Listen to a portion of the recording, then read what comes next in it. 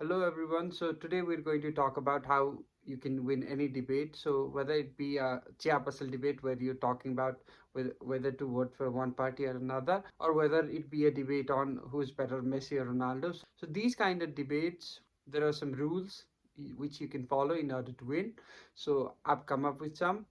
Here we go. So the first rule is you should know what you're trying to debate on. So you should have at least have a lot of information, right? So whatever you're trying to speak on, you should collect a lot of information. So if you go without information, it's like going without swords into a fight, into a war. So if you do not have enough information, you're bound to lose. So whether you're going to lose or whether you're going to be with information, there's no other way. So at least put the courtesy in for whatever you're trying to do. At least give it enough respect and collect a lot of information. So you need a lot of information whatever you're trying to speak on. Otherwise you're bound to lose. There's no other way. But remember one thing, so even if you win a debate, it's not like you are the one who spoke a lot of facts and truth. So matter of fact is you win debates on who had the better explanations, right? It's not whether you spoke truth or whether your opponent spoke truth. So it only it's only measured on who had the better explanations for things, right? So nobody knows what is truth and what is lie in life, right? So you'd have to know that debates are won on who had the better explanations, not on who spoke truths and facts. So if you if you got the ways to explain things which other people cannot, then you'd have advantage over anyone you're trying to debate. So explanations, if you're good with explanations, then you've got an edge. There's another thing that you can do. So if you've got an audience for your debates, then what you can do is you can accept whatever wrongdoings, small personal wrongdoings or mischiefs that you've done. So everyone makes mistakes, right? So it's not like you've never made mistakes. So you should not try to pretend like you've never done a mistake or two, and you should try to connect with the audience. And the way to connect with the audience is you accept one or two.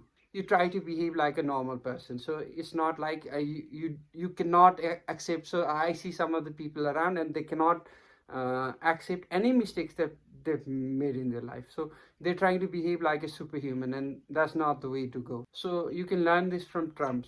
Did you use that $916 million loss to avoid paying personal federal income taxes? Of course I do.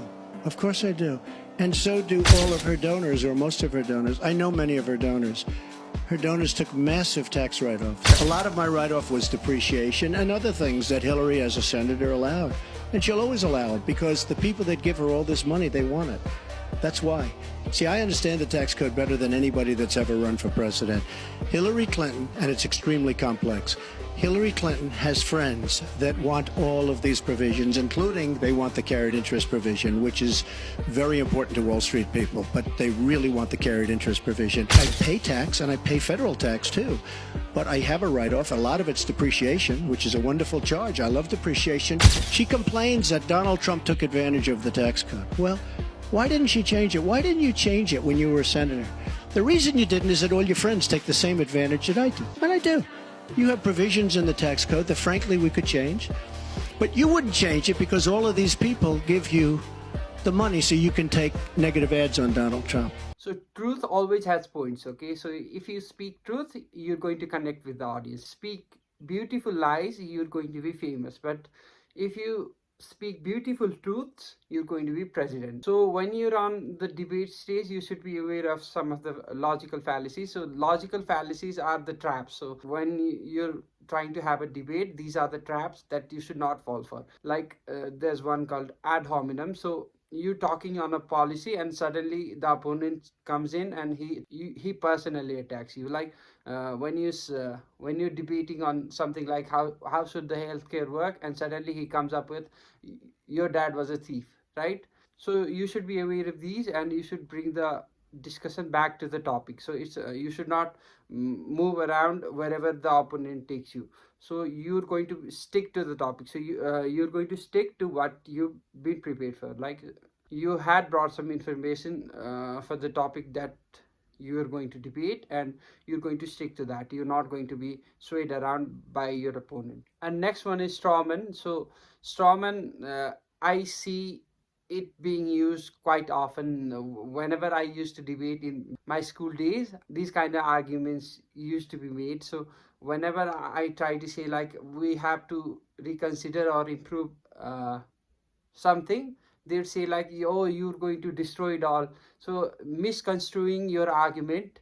So for example, I had read an example, so I'm going to say it to you. So somebody said, I'm going to look into the healthcare system and there needs to be some improvements, and the opponent would say like, so he is going to destroy all of the health insurances and you're going to have to pay for all.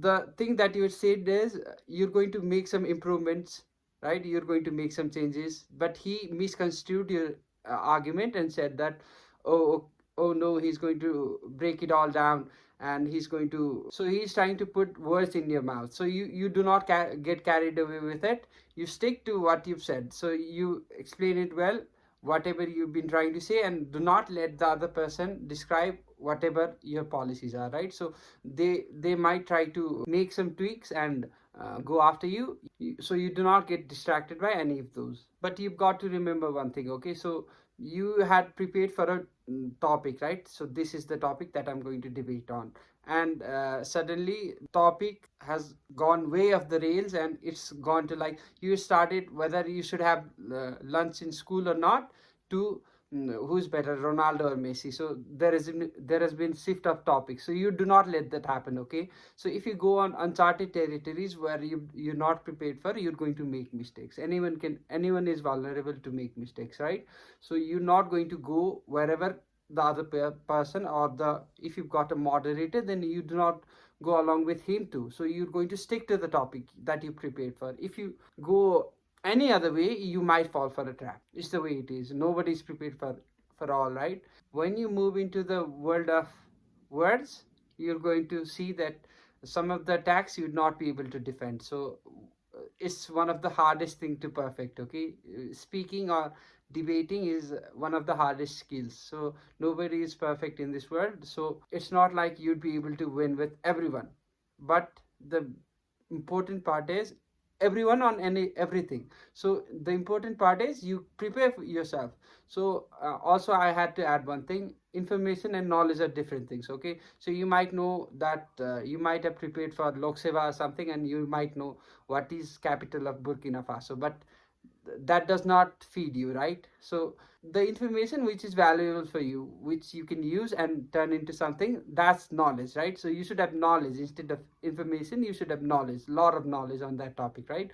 At the end of the day, audience is going to watch three things. If you've got an audience, it's going to watch three things: whether you speak truth or not, whether they connect with you or not, whether you had the better knowledge or not. So who had the better knowledge, who brought the better information into the table. So they're going to look into those things, and they're going to decide subconsciously who won, right? So do not get dragged around by anyone else.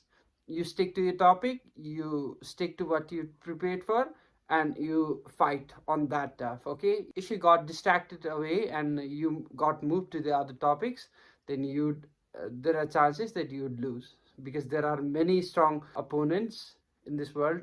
If you're getting into word fight is one of the dangerous fights in the world, right? There's a heavy chance that you might lose. You bring them to your own, you fight on the topics that you've prepared for, and then win. But remember one thing: we're not going to do personal attacks.